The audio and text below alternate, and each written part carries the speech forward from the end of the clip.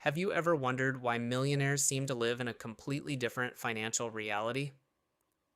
I'm not talking about Lamborghinis or beach houses. I'm talking about that mysterious shift where money stops being something you chase and starts working for you. There's a specific threshold where this happens. It's not $100,000 or $500,000, it's $1 million invested. Liquid, working capital.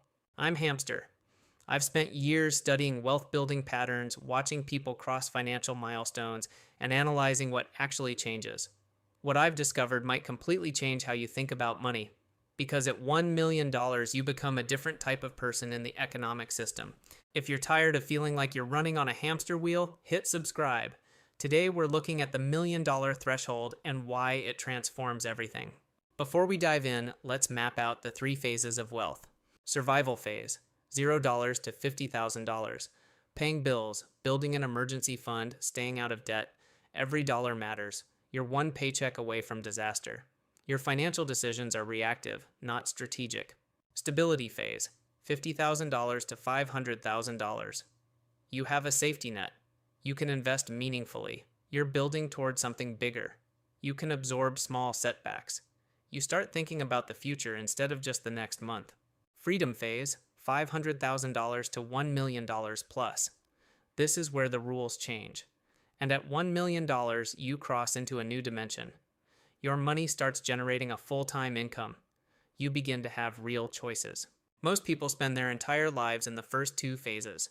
Today, we're looking at what happens in the third. Before we go further, let's acknowledge why most people never reach this threshold. It's not just about income, it's about behavior, patience, and consistency. The average American changes jobs every 4 years, buys a new car every 6 years, and carries credit card debt. These habits make it nearly impossible to accumulate $1 million. But understanding the destination is the first step toward changing the journey. Many people stop saving when they hit $100,000 or $200,000 because they feel like they've made it. They upgrade their lifestyle, buy a nicer car, take expensive vacations. This is the biggest trap. The first million requires staying focused when you're not yet wealthy but feel like you are. Let me show you the math that makes this threshold so powerful. $10,000 invested at 6.8% yields $680 per year in passive income.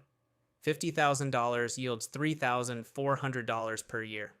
$200,000 yields $13,600 per year.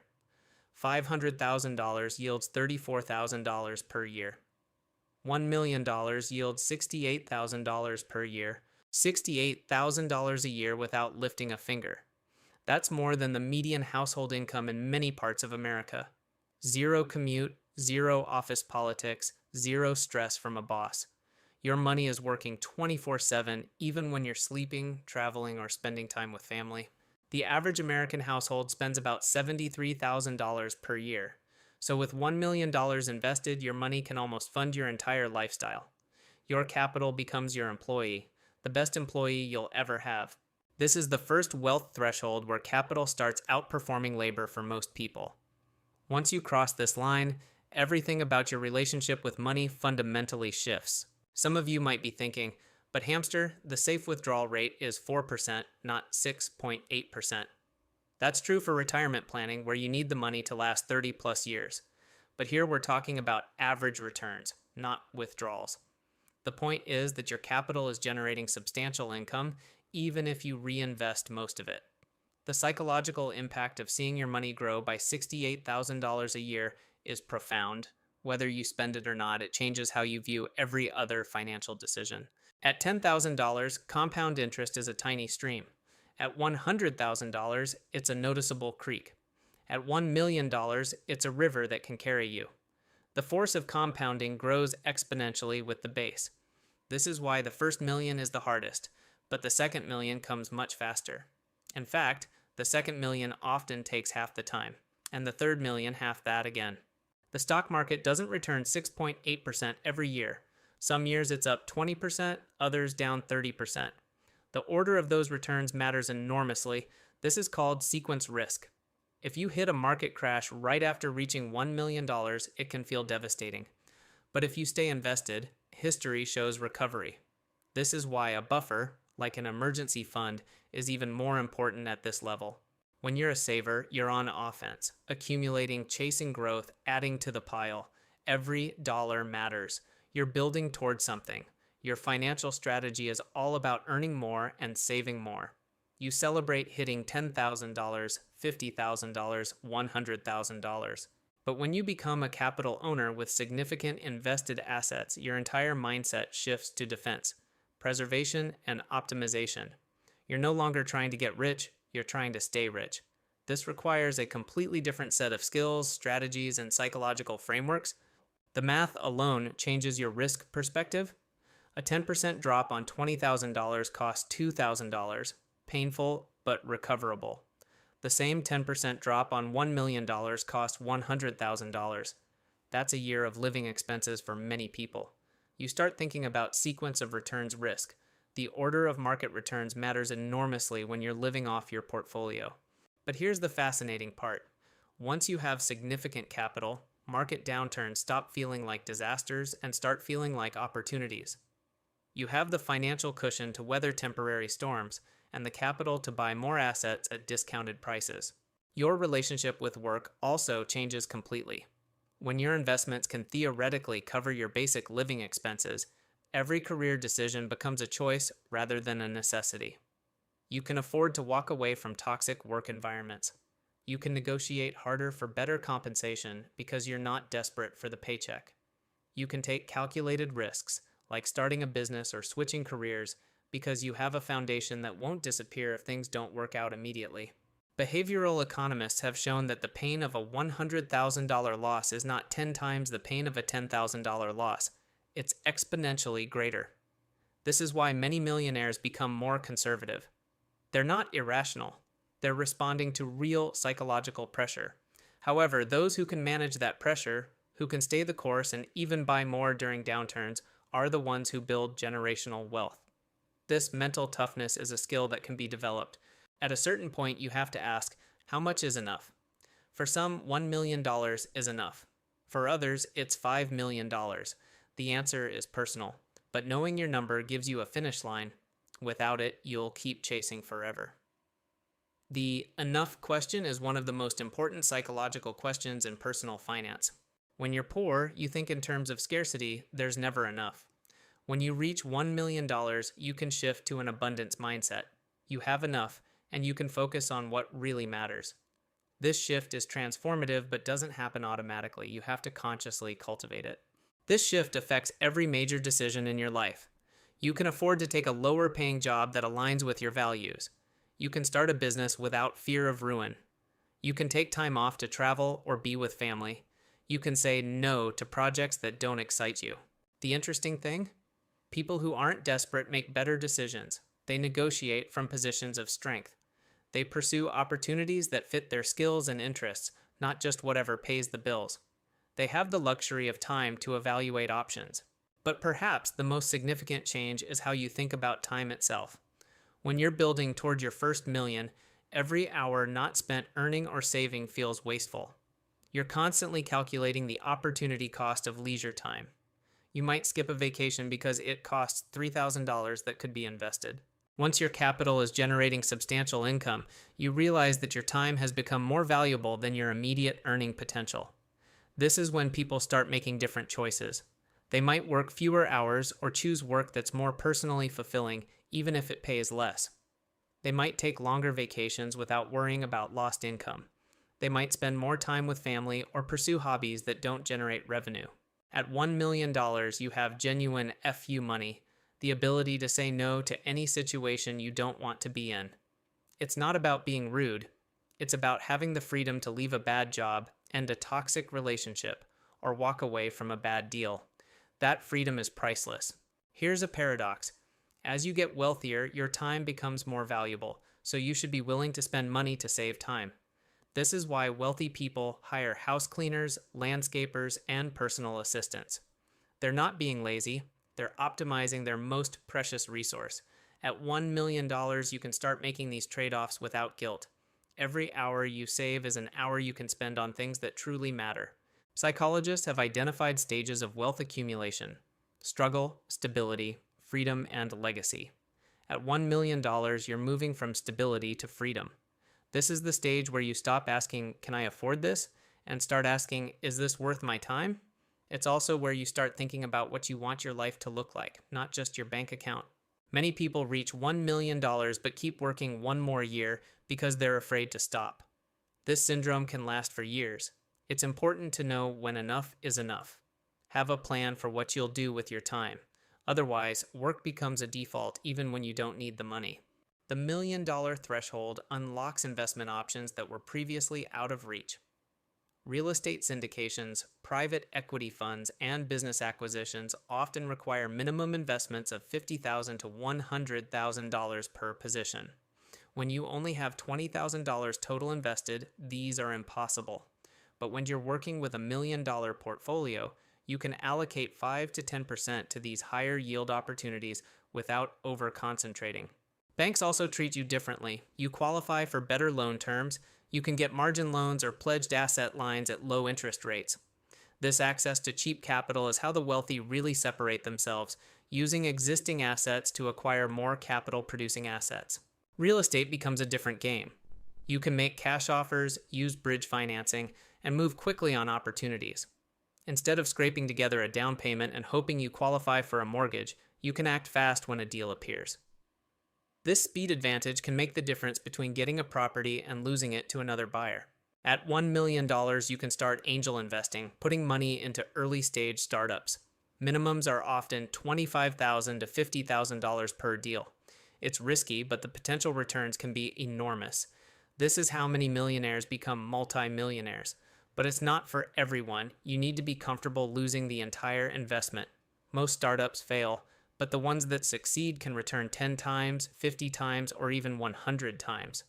Only allocate what you can afford to lose. A pledged asset line allows you to borrow against your investment portfolio at low rates. You can use the cash for anything: a down payment, a business investment, or even a vacation. You don't have to sell your investments, so you avoid capital gains taxes and keep your money growing. This is a sophisticated tool that only becomes available at higher asset levels. The interest rates are often lower than mortgages or personal loans. Opportunity Zone funds offer tax advantages for investing in designated low-income areas. You can defer and potentially reduce capital gains taxes. These funds typically require minimums of $100,000 or more. At $1 million, you can consider these. But here's what catches most new millionaires completely off guard. The psychological pressure can increase in unexpected ways. When you had $50,000 invested, a 5% drop cost $2,500, painful but not devastating. At $1 million, a 5% drop costs $50,000. That's more than many people earn in a year. Your daily portfolio swings can exceed most people's monthly salaries. It's a new kind of anxiety. I've watched people hit their first million and become obsessed with checking their balances multiple times per day. They refresh their portfolio apps compulsively, watching their net worth swing by tens of thousands of dollars based on market movements beyond their control. This can lead to sleepless nights, poor decisions, and even physical stress symptoms. The risk tolerance that got them to $1 million isn't the same risk tolerance that keeps them there. So they shift toward preservation. They prioritize capital preservation over aggressive growth. A 20% loss on $1 million sets you back $200,000, potentially years of progress. Despite this, most millionaires report feeling fundamentally more secure than ever. It's not that money eliminates all uncertainty, it's that it provides a foundation that feels substantial enough to weather most storms. You stop worrying about paying rent. You start worrying about market crashes, inflation, taxes, and estate planning. Different worries, but still worries. Let me map out the worry spectrum. At $0, you worry about eviction. At $50,000, you worry about car repairs. At $200,000, you worry about job loss. At $1 million, you worry about market corrections and inflation. At $5 million, you worry about estate taxes and generational wealth transfer. The worries change, but they never disappear. The goal isn't zero worry, it's better worries. How do you cope? First, stop checking your portfolio daily, check it monthly or quarterly. Second, have a written investment plan that you review annually. Third, remind yourself of your long-term goals. Fourth, talk to other investors who have been through downturns. You're not alone. You start thinking about asset allocation differently when the numbers get large enough. Maybe you were comfortable with 80% of your $50,000 portfolio in growth stocks, but having $800,000 in volatile investments might keep you awake at night, even if the percentage allocation is identical. This shift isn't just emotional, it's mathematically rational. When you have $1 million, you're no longer trying to hit a home run. You're trying to avoid striking out. A 50% gain on $50,000 is $25,000. A 50% gain on $1 million is $500,000, life-changing. But a 50% loss on $1 million is also devastating. Many millionaires move beyond the classic 60-40 portfolio. They add alternatives: real estate, private equity, commodities. The goal is to reduce volatility while still achieving growth. A common strategy for millionaires is the bucket approach. Bucket 1, cash for 1 to 2 years of expenses. Bucket 2, bonds and conservative investments for years 2 to 5. Bucket 3, stocks and growth assets for the long term. This allows you to ride out market downturns without selling at a loss. You never have to sell assets when they're down.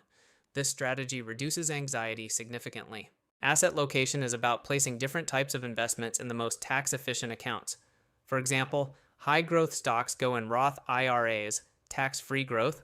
Bonds go in traditional IRAs/401ks, and international stocks go in taxable accounts to claim foreign tax credits. At $1 million, this optimization can save you tens of thousands over time. At $1 million, you can afford professional advice. A fee-only financial advisor can help with asset allocation, tax planning, and estate planning. The cost, typically 0.5 to 1% of assets, is worth it if it prevents mistakes. But be careful. Many advisors charge high fees for simple services. Look for fiduciary, fee-only advisors. Also consider a flat-fee advisor for a one-time plan. At $1 million, you might be tempted to switch to active management. Don't. Index funds still outperform most active managers over the long term. Stick with low-cost index funds for the core of your portfolio. The $1 million threshold unlocks the compound acceleration effect. At 8% growth, your million makes $80,000 in a year, more than many people save in a decade. That $80,000 then starts earning its own returns.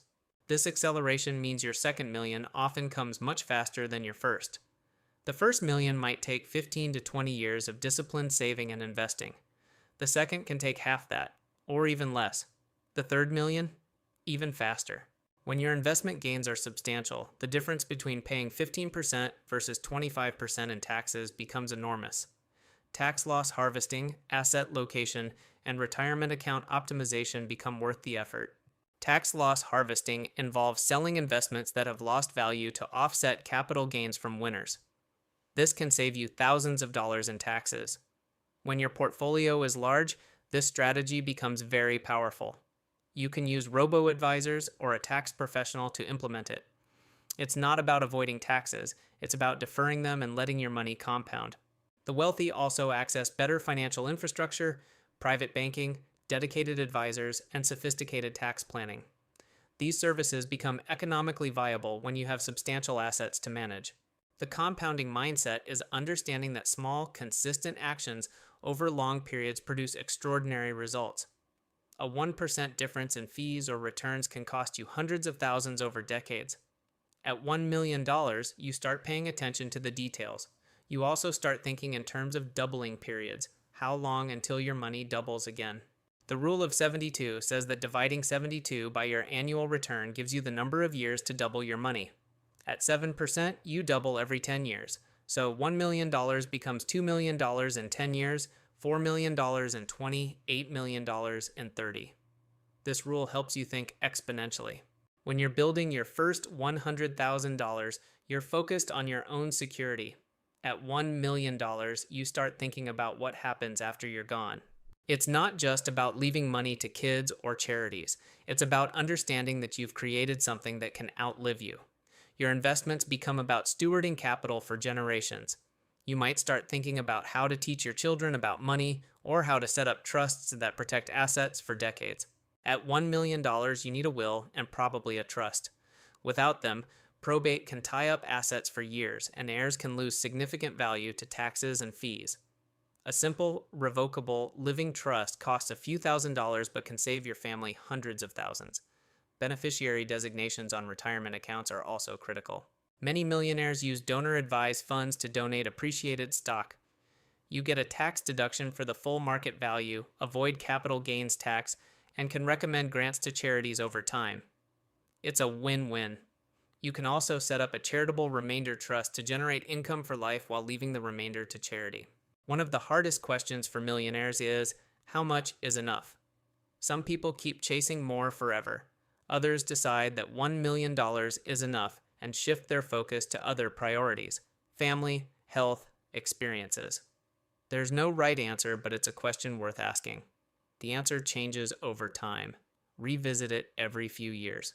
If you have children, reaching $1 million raises questions about how to teach them about money. You don't want them to be entitled, but you also want them to benefit from your hard work. Consider matching their earned income in a Roth IRA, funding a 529 plan, or simply having open conversations about money. Money changes your relationships. You can't complain about investment volatility when your daily swings exceed most people's salaries. You can't discuss the stress of managing wealth when others are struggling to save. This creates a weird social isolation. Your old friends don't relate, and you don't yet have a new circle of wealthy peers. You might feel like you can't talk about your life honestly without sounding like you're bragging. I've watched people cross this threshold and suddenly feel like they can't talk honestly about money with anyone. Their old friends don't relate, and they haven't found new communities. This can lead to loneliness and even depression. The solution is to find communities where money is discussed openly: online forums, local investment clubs, even mastermind groups. You don't have to be alone. There are groups like the Millionaires Club on Reddit or local chapters of the Financial Planning Association. Seek out people who are on the same journey. You can also join real estate investing groups or stock market forums. Many new millionaires also feel wealthy guilt. They feel they don't deserve it, especially if they came from modest backgrounds. They might feel ashamed of their success when others are struggling. This guilt is normal, but don't let it paralyze you. Use your wealth to create positive change, starting with your own family. There's nothing wrong with being successful. Consider giving back to your community or mentoring others. One of the hardest skills is learning how to talk about money without creating awkwardness. Be humble. Don't flaunt. If someone asks for money, have a policy in advance. You can say, "I don't lend money to friends, but I'm happy to help you think through your finances." Set boundaries. Let me give you a realistic roadmap. Years 0 to 5, $0 to $50,000. Build emergency fund. Pay off high-interest debt. Start investing in a 401k to get the match. This phase is about survival and basics. Years 5 to 10, $50,000 to $200,000. Increase savings rate to 15 to 20%. Open a Roth IRA. Invest in low-cost index funds. Avoid lifestyle inflation. Years 10 to 15, $200,000 to $500,000. Your investments start generating noticeable returns. Stay disciplined. Don't chase hot stocks. Years 15 to 20, $500,000 to $1 million. Compound interest takes over. Your money starts making more than you save. Protect against large losses. If you earn $50,000 a year, this timeline will be longer. If you earn $150,000, it can be shorter. The key is your savings rate, not your income. A high saver with a moderate income can outpace a low saver with a high income. A 25-year-old who saves $10,000 a year will have over $1 million by 55 at 7% returns. A 35-year-old would need to save $25,000 a year to reach the same amount by 55. Starting early is the single biggest advantage. The $1 million rule isn't just about a number. It's about crossing into a new financial reality where money works harder than you do. You transform from a time trader into a capital owner. But here's the thing. You don't have to be at $1 million to start thinking like someone who is. The mindset, focusing on capital ownership, passive income, optionality, can start long before the number hits 7 figures. Your future millionaire self is waiting. Now you know what to expect when you arrive. The journey is long, but every step matters. Start today. Open that investment account. Increase your 401k contribution by 1%. Read one book about investing. Small steps compound. I'm Hamster. Subscribe for more real, no BS finance.